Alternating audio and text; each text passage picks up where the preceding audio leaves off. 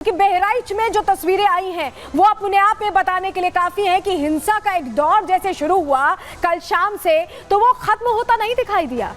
लगातार हमने ये देखा कि आगजनी हो रही, पथराव हो रहा है, यहाँ तक कि लाठी चार्ज भी करना पड़ा। इस तरह की सिचुएशन सामने आ गई।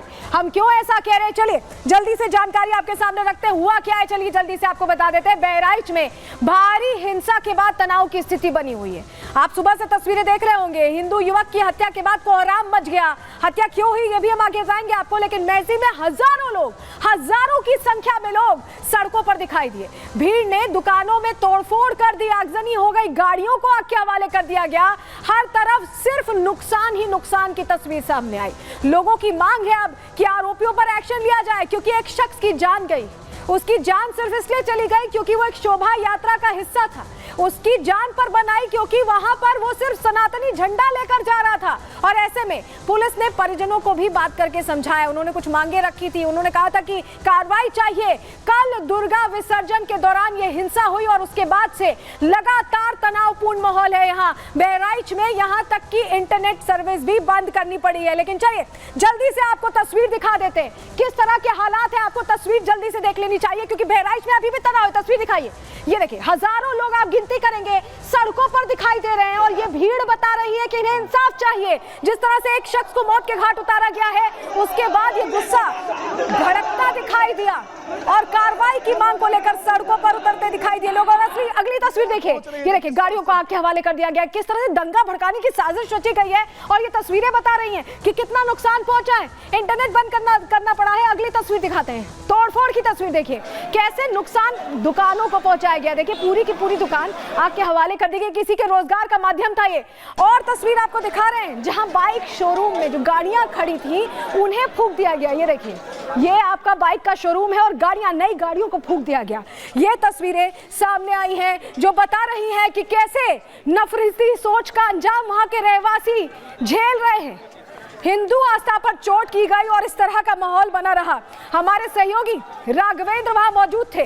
किस तरह की स्थिति वहां थी उन्होंने जायजा लिया है। जब उस समय हंगामा हो रहा था उस वक्त रिपोर्ट कर रहे थे। उनकी रिपोर्ट तब की आपको दिखा रहे हैं। गाड़ी खड़ी थी जिसमें आक्रोशित भीड़ ने आगजनी कर दी और ये पूरा घर जो है इस आग के चपेट में आ गया है। अंदर भी आग की लपटें जा रही हैं। गाड़ी पूरी तरह से धू कर जल गई है और आगे महाराजगंज जो बाजार है जहां पर यह घटना कल रात में हुई थी वहां पर भी आगजनी की गई है। आप धुओं का गुबार देख सकती हैं कि किस तरह का माहौल है। साथ ही जो पुलिस है इस समय यहाँ पे कर्फ्यू जैसा माहौल दिख रहा है चूंकि जनता को हटा दिया गया है और जो पुलिस है वो भीड़ को एकत्रित की है, यानी कि इस बाजार में भीड़ ना आ पाए। पुलिस आप देख रहे हैं दूर से। अपने सहयोगी दीपक से कहूंगा कि वो भीड़ दिखाएं। वहां पर पुलिस फोर्स भारी संख्या में भीड़ को कंट्रोल की है। जो 25 से 30 गांवों के जो लोग पहुंचे हुए हैं, जो आक्रोशित भीड़ पहुंची हुई है उसको कंट्रोल किया जा रहा है। वो पुलिस यहां पर कंट्रोल कर रही है उस आक्रोशित भीड़ को और उधर भी कंट्रोल की है, यानी बीच में महाराजगंज बाजार को पूरी तरह से सन्नाटे में बदल दिया गया है। आप देखिए कि एक भी व्यक्ति यहां नहीं दिख रहा है। वो जब तस्वीरें सामने आई तो ये आग की लपट लखनऊ तक पहुंची और उसके बाद योगी आदित्यनाथ तुरंत एक्शन मोड में आए। उन्होंने क्या कुछ फैसला लिया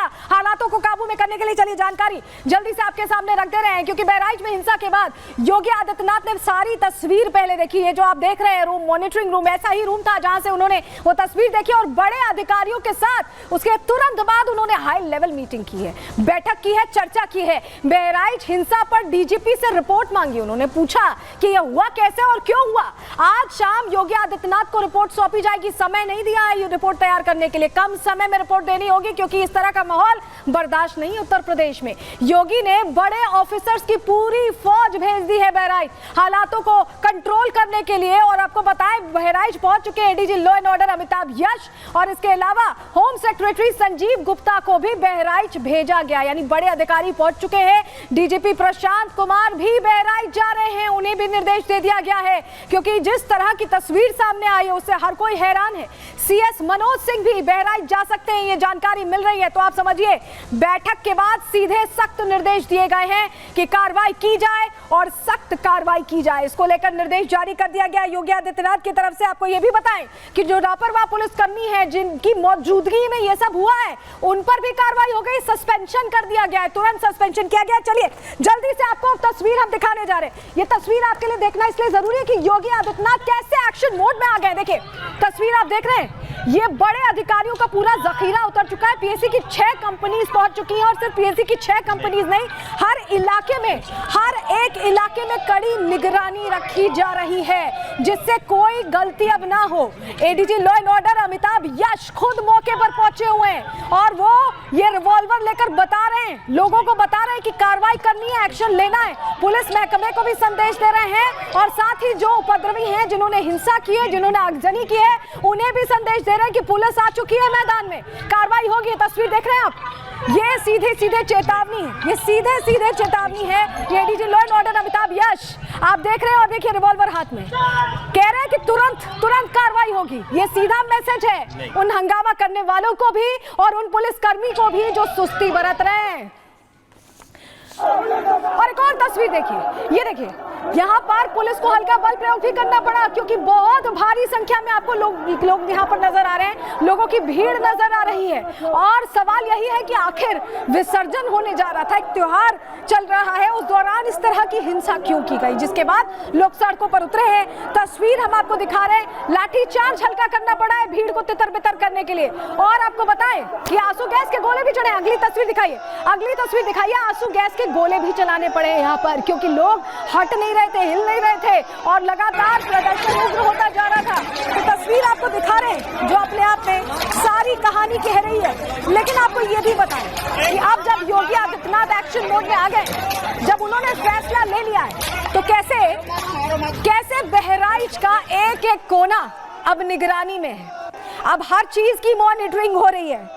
आपको बताते हैं कि कैसे किलेबंदी हो रही है, कैसे मॉनिटरिंग हो रही है। चलिए जल्दी से आपके सामने अब जानकारी रख रहे हैं क्योंकि हिंसा के बाद सुरक्षा कड़ी कर दी गई है, हर चीज पर ध्यान है, हर चीज पर पैनी निगाहें हैं। हिंसाग्रस्त जो इलाके हैं वहां भारी फोर्सेस की तैनाती की गई। अभी हमने आपको तस्वीर भी दिखाई, आसपास के जिलों से फोर्सेस को बुला लिया गया, अतिरिक्त फोर्सेस को बुलाया गया है। पीएससी की 6 कंपनियां यहां हालात को देखते हुए तैनात की गई हैं। अगले आदेश तक इंटरनेट सर्विसेज भी बंद की गई हैं जिससे ऐसी भीड़ इकट्ठा ना हो, कोई ग्रुप मैसेजिंग ऐसी ना हो। और बहराइच में एलआईयू की भी कई टीमें लगा दी गई हैं, यानी हर तरह से इंटेलिजेंस यूनिट की टीमें लगाई हुई हैं, पीएससी तैनात की गई हैं। इसके अलावा पुलिस ने इस मामले में एफआईआर भी दर्ज कर ली है जिस तरह से घटना यहां हुई, जिस तरह से एक शख्स को मौत के घाट उतारा गया। लेकिन आपको बताएं योगी आदित्यनाथ एक्शन मोड में, हम क्यों ऐसा कह रहे हैं जरा आपको बताते हैं। कैसे पूरा पुलिस महकमा, पूरी फौज अधिकारियों की उतार दी है। देखिए आपको बताएं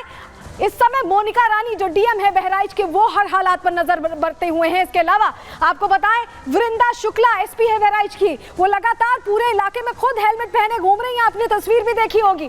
वहीं पवित्र मोहन त्रिपाठी बहराइच के एएसपी हैं, उन्होंने निगरानी रखी हुई है, उन्होंने पैनी निगाहें रखी हुई हैं। KS Pratap Kumar ADG zone है गोरखपुर के, उन्हें वहां से बुलाया गया है। इसके अलावा अमरेंद्र प्रताप सिंह आईजी रेंज देवी पाटन मंडल से, वो भी यहाँ पर इस समय है क्योंकि योगी आदित्यनाथ ने ये प्रिसाइजली कह दिया है, बता दिया है कि कहीं कोई गलती नहीं होनी चाहिए।